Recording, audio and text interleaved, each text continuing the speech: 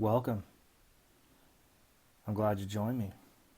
We're going to go over this Unit 5 test prep. Make sure that you print out the practice test before you continue. Each exterior angle of a certain regular polygon measures 24 degrees. Find the number of sides the polygon has and name the polygon. So there's this formula that we have where the number of sides in a polygon is 360 divided by the measure of the exterior angle. Sometimes it'll show up as n times theta equals 360. Well, we can use this to figure out that n, the number of sides, is 360 divided by the angle, the measure of each exterior angle is 24 degrees. So 360 divided by 24 is 15.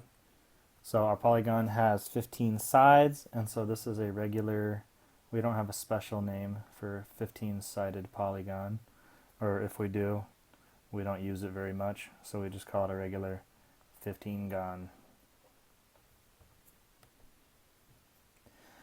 Find the sum of the measures of the polygon's interior angles.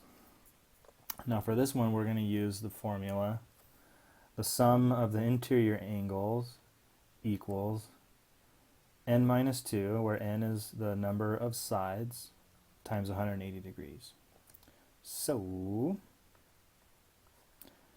15 sides, so 15 minus 2 times 180 degrees. So 15 minus 2 is 13.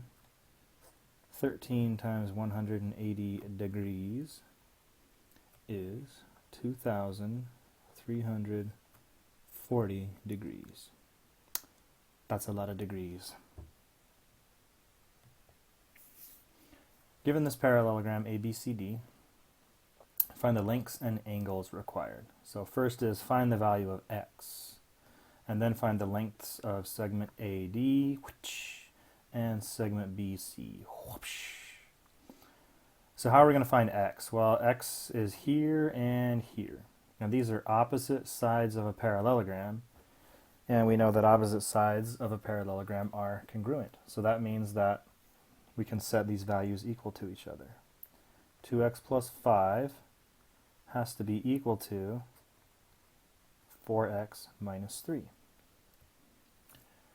We got x on both sides of this equation, and so we need to, I'll subtract them off the side that has fewer x's. And we get 5 equals 2x minus 3. So we got a minus 3 here, so the opposite of subtracting 3 is adding 3, so we're going to add 3 to both sides. And we get 8 equals 2x. 2 is multiplied by x. The opposite of multiplying by 2 is dividing by 2. So we're going to divide both sides by 2. 8 divided by 2 is 4. So x equals 4. So we can put that right here. X equals 4. So now how can we find out what AD is? Well, we can just plug a 4 in for the x in 4x minus 3. So 4 times x equals 4 minus 3. 4 times 4 is 16. 16 minus 3 is 13. So AD equals 13. And we can do the same thing with BC, 2x plus 5. 2 times 4 plus 5. 2 times 4 is 8. And 8 plus 5 is 13.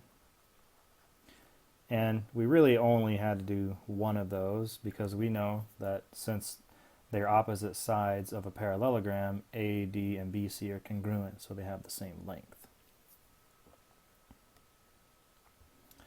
Now we want to find the value of y and the measures of angles B and C. Okay, so angle B and angle C are right next to each other. And in a parallelogram, two consecutive angles are supplementary. So we're not going to set these angles equal to each other. In this case, angle B would be equal to angle D. Angle C would be equal to angle A.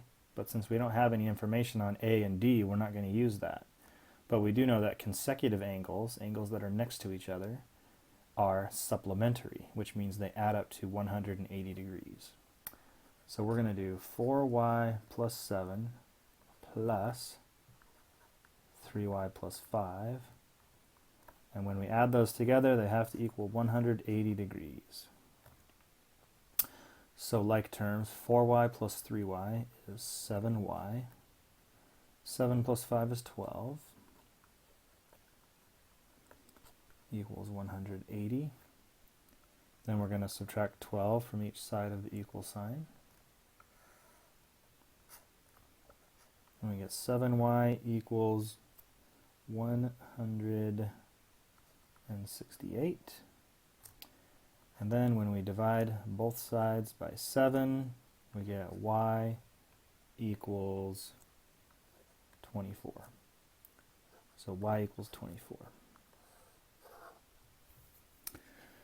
And then we can plug in for the expressions we have for angles B and C. So 4y plus 7.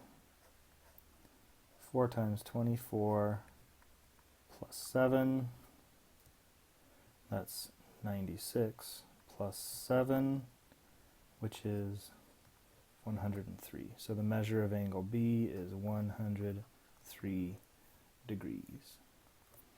Now for angle C, it's 3 times y plus 5. Y is 24. 3 times 24 is 72. And 72 plus 5 is 77. So the measure of angle C is 77 degrees. And that makes sense because these will add up to 180. Ah, proofs. We love them. We're given this picture. We're given that PR and QS bisect each other at T. So PR and QS bisect each other at this point T. Why do we know that? Because it is given to us. What can we say because of the definition of a bisector? Well, a bisector cuts a segment into two congruent parts.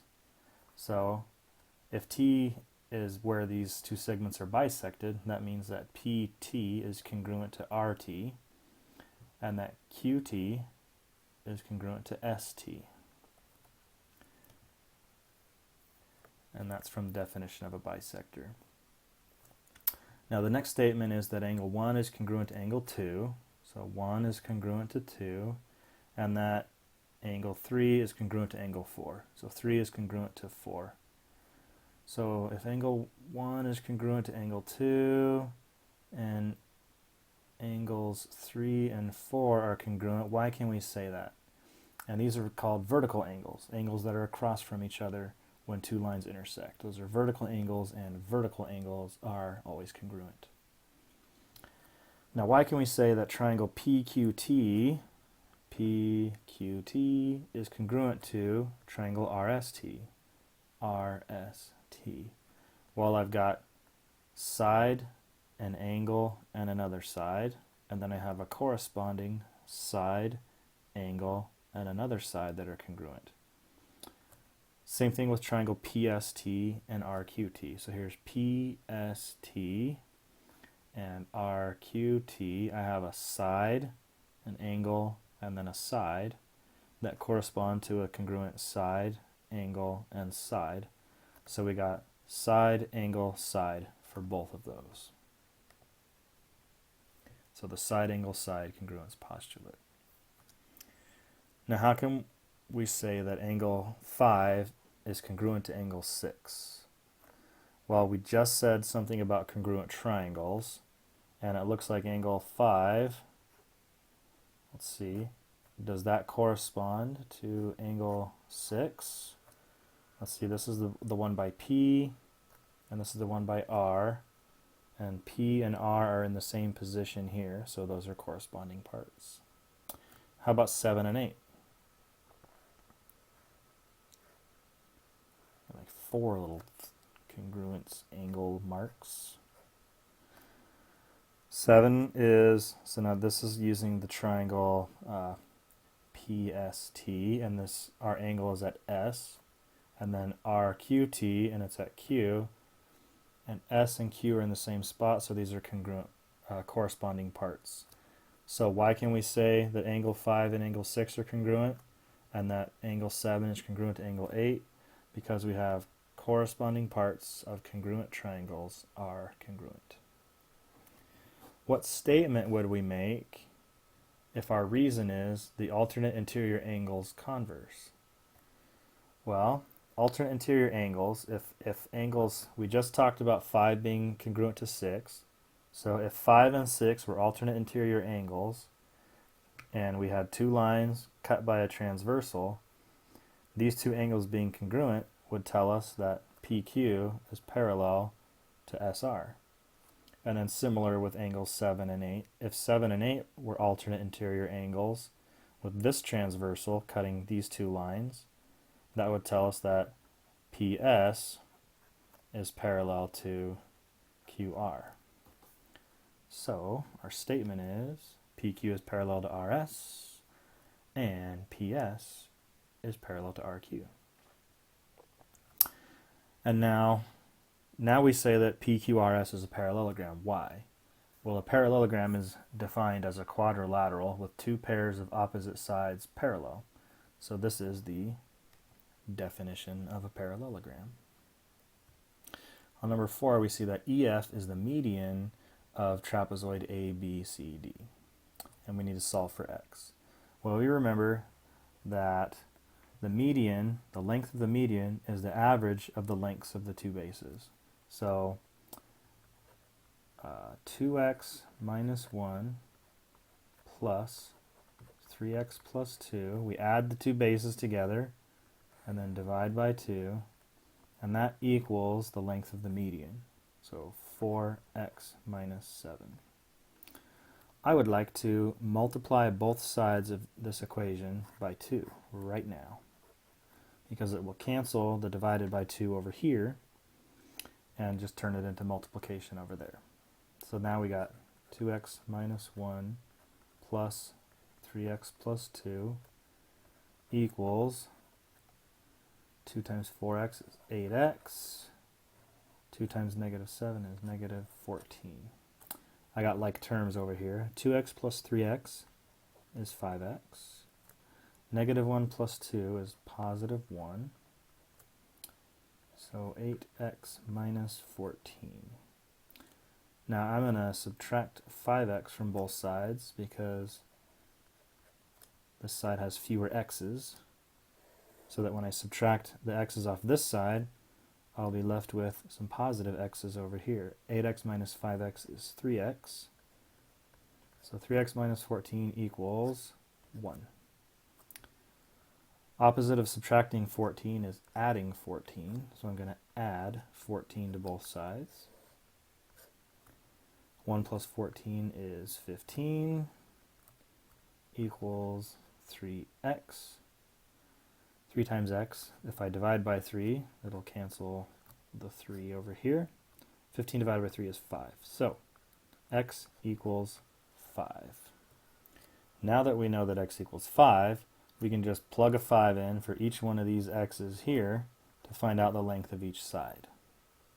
I'll go ahead and leave that exercise up to you, and here are the answers so that you can check to make sure that you did that work right. Thanks a lot for watching, and I'll see you for the test. Bye-bye.